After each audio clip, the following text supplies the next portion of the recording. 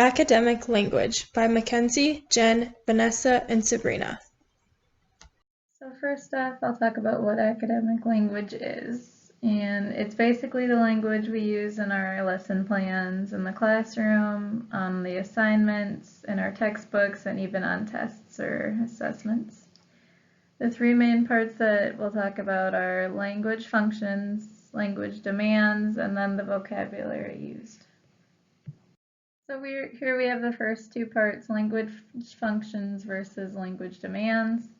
So language function is the verb used in our learning targets and in the lesson plans, while language demands are the product that the student makes. So down below you can see an example. So functions could be define, assess, compare, debate, construct, apply, and describe.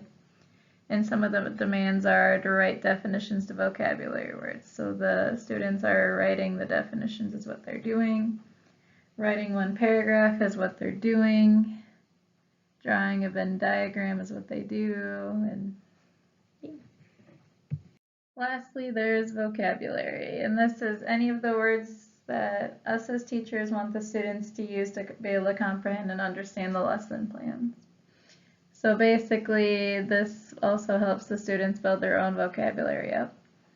So like one example was artifacts, which would be used in social studies or geography or something like that. In other words, could be just like making a list, characteristics of an object or place or thing like that. Infer, so make an educated guess basically. Analyze, which would be just looking at the data. Charts of and tables of possibly using the data to turn into a chart or a table.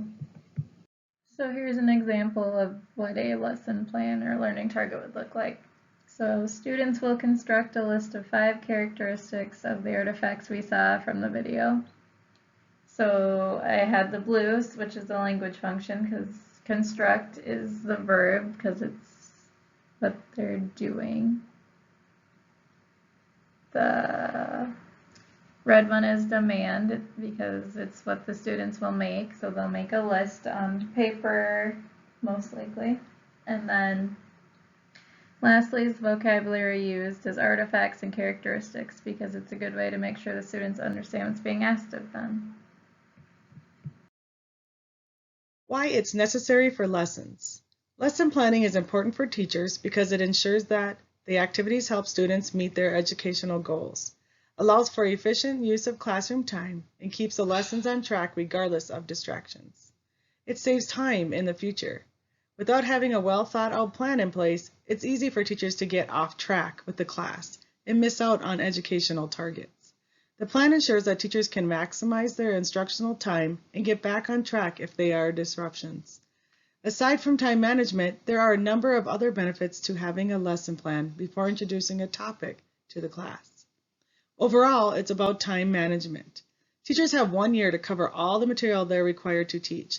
Planning lessons in advance allows teachers to look at the overall picture and come up with a plan to cover certain topics. If they don't have a plan in place, then they might find themselves rushing through important lessons or skipping topics altogether at the end of a semester or school year. Lesson planning allows them to allot a certain amount of time to each topic before moving on to the next. However, lesson plans need to be flexible. Some classes may struggle through one topic and breeze through another. Allowing flexibility in the schedule ensures that the students have enough time to work through tougher topics or better understanding. What is the central focus of lesson planning? The central focus in a lesson plan is a description of what the lesson or unit is trying to accomplish. It conveys the core concepts that you want students to develop in the learning section of the lesson plan. The central focus should go beyond simply listening skills students will acquire. It should align with the content standards of Common Core and the learning objectives. So the lesson plan should describe the following: what you are teaching your students, the purpose of teaching this content, how the implemented standards or planned learning objectives apply to learning strategy that you use, any skills that are acquired during the lesson, and any content area connections. How the lesson plan will work with other lesson plans in a unit to help students make those connections between the skills they develop and your essential strategy.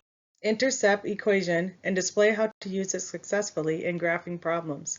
This lesson will also serve as a building block for future solving of algebraic.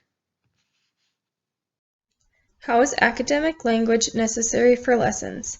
Academic language development is making the language in schools, curriculums, and classrooms expand the students' language and improve their word choosing when speaking to an audience.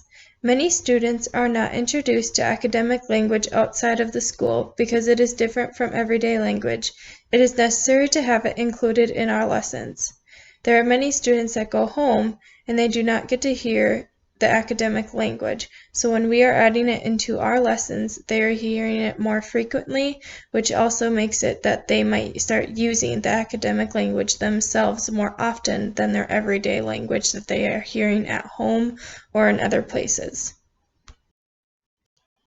Academic language is included in all parts of students' learning, whether it be the planning, instructions, or the assessment given to